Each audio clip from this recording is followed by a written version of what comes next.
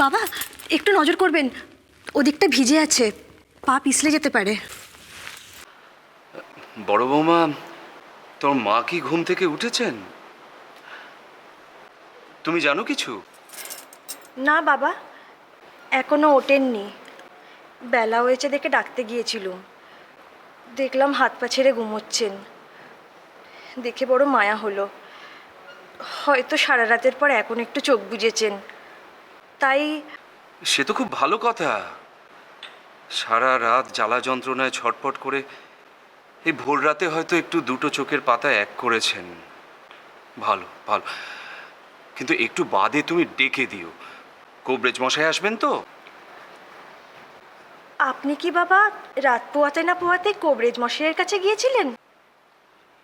এছাড়া আর উপায় কি? ভেবে দেখলাম দেরি করাটা ঠিক হবে না। কিন্তু বাবা, মা যে বলেছেন উনি কবরেজ দেখাবেন না। সে কি? কি বলছো কি তুমি? তা তো জানি না বাবা, মা আজ ভোর রাত্রিরে ঘুমের মধ্যে গোঙাচ্ছিলেন। আমি গিয়ে বললুম, মা আর একটু দাঁতে দাঁত চেপে সহ্য করো, কবরেজ মশাই এলেন বলে। তাতে তিনি রেগে মেগে আমাকে মারতে উঠলেন। বললেন যে তার যতই যন্ত্রণা হোক না কেন, সে কিছুতেই কবরেজ দেখাবে না আর ওষুধও খাবে না। না না না, এ কথা তো ঠিক নয়। শরীরের সাথে সাথে কি মাথাটাও খারাপ হয়ে গেল নাকি? না না, ওষুধপত্র না খেলে তো শরীরটা।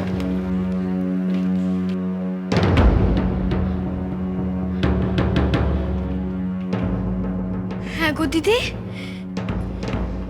কি হলো বলো তো? মায়ের মাথাটা কি সত্যি সত্যি? মর মর, পোড়ামুখী পড়ে মর। দিলি তো সবের নিকানো উঠোনটা মারিয়ে। যত সব।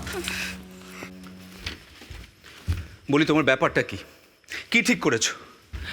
আচ্ছা, আমাকে কি তুমি পাগল করে ছাড়বে নাকি? কেন? আমি আবার কি করলুম? আরে তুমি নাকি কবরেজ মশাইকে দেখাবে না ঠিক করেছো। নিজেকে এত কষ্ট দিচ্ছ কেন? কারণটা কি? আমাকে তুমি আতান্তরে ফেলতে চাও, তাই তো? ছি ছি ছি ছি ছি ছি, হে আপনি কি কথা বলছেন? আপনি তো জানেন আমি কোনোদিন আপনার কোনো কথার অবাধ্য হইনি। তবে লক্ষ্মী মেয়ের মতো এবার তৈরি হয়ে নাও দেখি। আমি কবরেজ মশাইকে খবর দিয়ে এসেছি, তিনি এলেন বলে। না না না না, ওইসব কিচ্ছুটির কোনো দরকার নেই। আপনি আমার কাছে খানিক বসুন, তাহলে আমি ভালো হয়ে উঠবো। তবু তুমি চিকিৎসা করাবে না? বললুম তো, ওসব ওষুধপত্রের যে। আহা, ওষুধপত্রের ওপর তোমার এত রাগ কেন? না না, ওষুধপত্র, কবিরাজ বুদ্ধি, এদের কারোর ওপর আমার কোনো রাগ নেই। তো ভাই আপনার, আপনি আমার চিকিৎসার ব্যবস্থা করবেন না। আমি যে কেন ওষুধ খেতে চাইছি না সে কথা আপনি বুঝবেন না, কবিরাজ মশাইও বুঝবেন না। বাবা, কবরেজ মশাই এসে গেছেন, ভেতরে আসতে বলি। মরণ হয় না গো আমার, পোড়ামুখী। সকাল থেকে উঠে বই বই করে তোকে কি বলেছিলুম, ভুলে গেলি? যা, বিদায় কর কবিরাজ মশাইকে, বিদায় কর, এক্ষুনি বিদায় কর। আহা, এসে যখন পড়েছেন তখন না হয় একবার।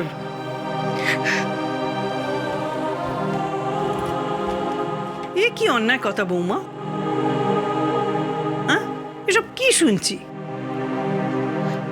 আমি বলছিলুম মা। তোমাকে কিচ্ছুটি বলতে হবে না বাছা, একটু মুখ বন্ধ করে বসো দেখিনি। আগে কবরেজ মশাই আসুন, দেখুন, তারপর। আমার কথা কেউ বুঝছে না মা,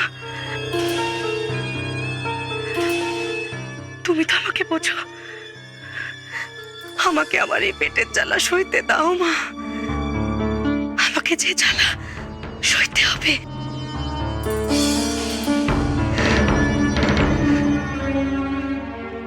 কোথায় গেলেন গো বেনে মশাই?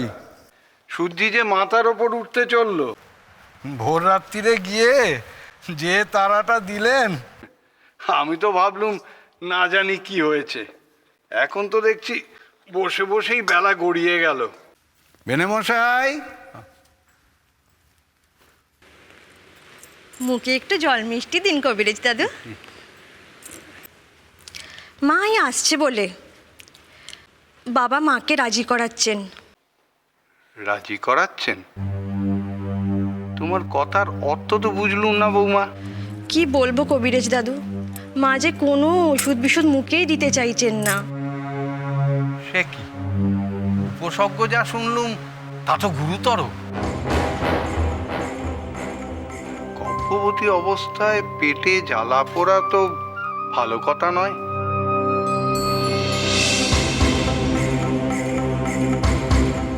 শরীর ঠান্ডা করা দরকার। মৌরি, মিছরি, ত্রিফলা, কুলুত্ত কলাই। এসব কথা আমাদের বলে কি লাভ কবিরাজ দাদু? মায়ের গো তো আপনার অজানা নেই, আর একবার যখন যে ধরেছেন মাকে একটা ওষুধও গেলানো যাবে না।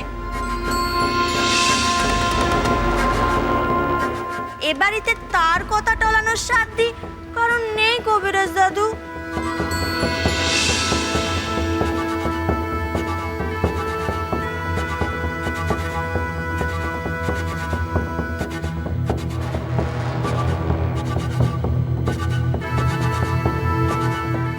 জেদ? ও, তাই জেদের কারণটা কি শুনি?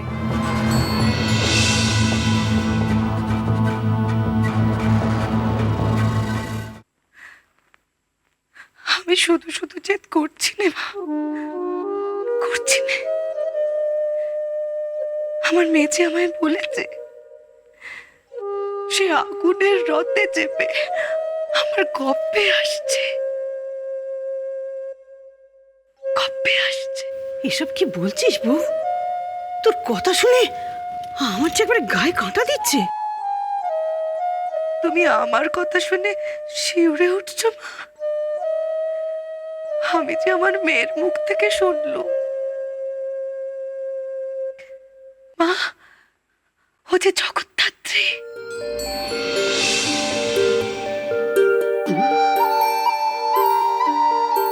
জগদ্ধাত্রীর মতো রূপ ওর মা, সারা শরীর দিয়ে না যেন আগুনের ছটা বেরোচ্ছে। সেই আগুনের তেজ নিয়ে তো হয়েছে আমার গপ্পে। সে যেন দেবী, সতী সাধ্যী দেবী মা। তোমরা বলছো কবরেজের ওষুধ খেতে? কবরেজের ওষুধ খেয়ে যদি আমি আমার শরীর শীতল করি, তাহলে যদি আমার মেয়ের মধ্যে থেকে সেই তেজ হারিয়ে যায়? তাই বলে তুমি তোমার নিজের চিকিৎসা করাবে না? এ তো পাগলের প্রলাপ। এমন ধারা কথা কেউ কখনো শুনেছে? সে আপনি বুঝবেন, সে কথা বুঝতে গেলে মায়ের একটা মন লাগে। যে তেজস্বিনী মেয়ে এই পৃথিবী আলো করতে আমার গর্ভে এসছে, 10টি মাস তার তেজ সহ্য করতে আমি পারবো না।